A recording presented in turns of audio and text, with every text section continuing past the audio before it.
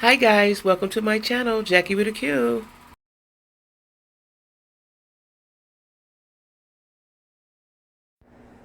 Hey y'all, what's going on, Jack Squad? How everybody doing? I had to come back today to talk about something, give y'all an update, right? I didn't write his name down, I should have, but again, I am not a reporter. Sometimes I forget that stuff, right? So I just want to give y'all an update on the captain. I saw an interview, he did a radio interview. I don't know if it was radio or TV because I saw his face. But it did an interview. Someone did an interview with the captain of the Harriet. The Harriet is this cruise ship, or I guess it's a cruise ship, yeah. Cruise ship that called, that the people were on, that caused the Alabama Sweet Tea Brawl Saturday, right? And listening to him, he sounded very straightforward, right? But I got a little spin to it, right? But he says that they had asked them people to move several times before the co-captain got off and went to talk to him. The captain doesn't leave because, as y'all know that saying, the captain goes down with the ship. That's a true thing. That's a real thing. So the co-captain went to go, which was the black man, the 65-year-old black man. He went to go talk to him, right? To say, hey man, come on, let's move. Well, the captain says they had asked them people several times to move before he got off the ship. Asked them several times, and they was throwing him the bird. Now, is the bird the middle finger? That's really like a term we don't use. I don't know. I think that's the middle finger, right? So at any rate, they didn't move. And they had asked them several times, and it told them that they would call the police. So they were determined to not move. White privilege, right?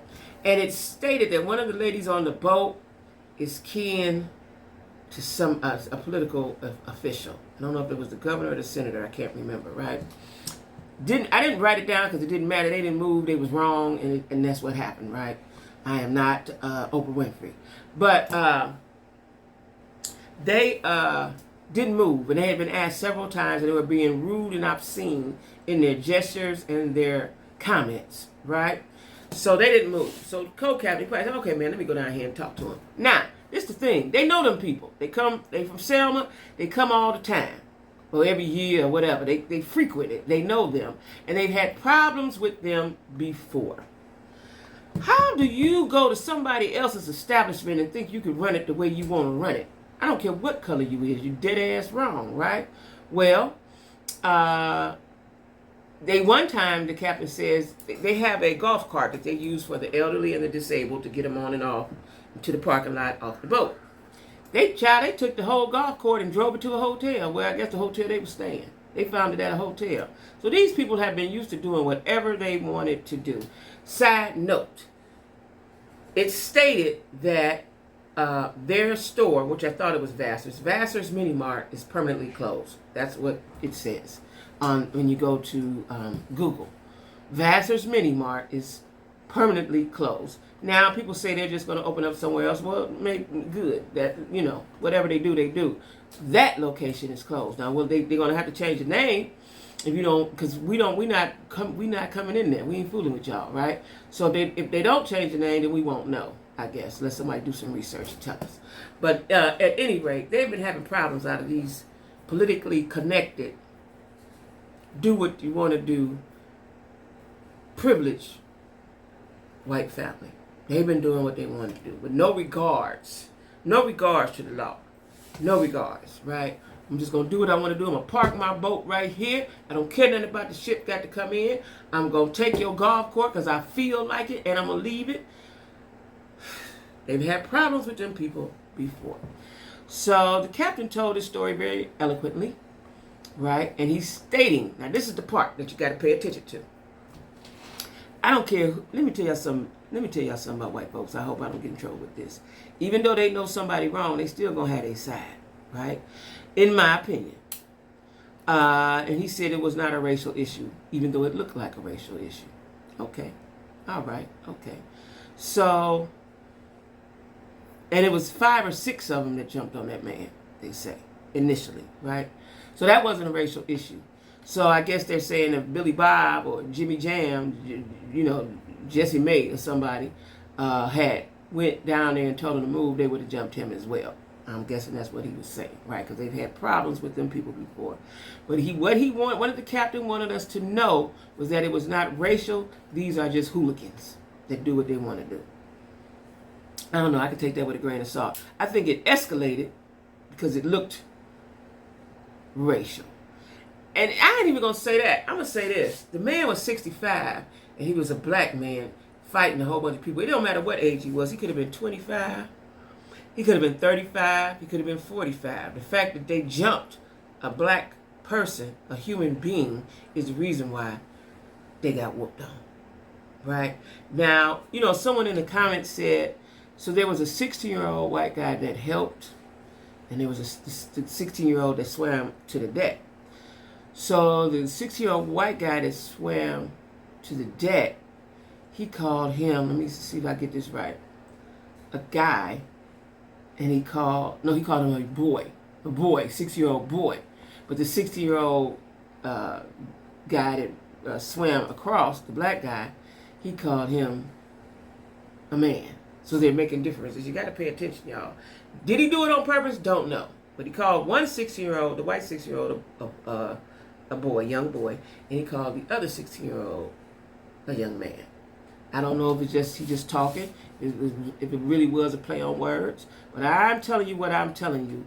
I think they're setting this up for those initial people, that family, and the black guy with the chair. I hope to God the black guy with the chair. Well, they know his name. They want to talk to him. But, he hit a white woman. Back in the day, they'd have hung him, right? Especially down there in Alabama. So, like I said, the captain told his story very, very eloquently to let us understand that these people have been doing that, and they have been a problem, and they come down every year.